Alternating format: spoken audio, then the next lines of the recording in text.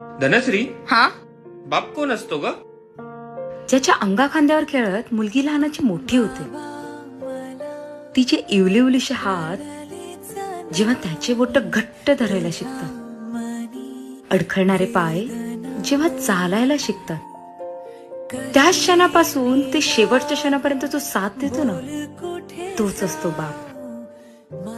मुलीला जन्म देणं खूप सोपं आहे हो,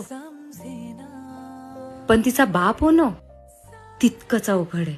बाबा मला कळलेच नाही तुझ्या मनी वेदना.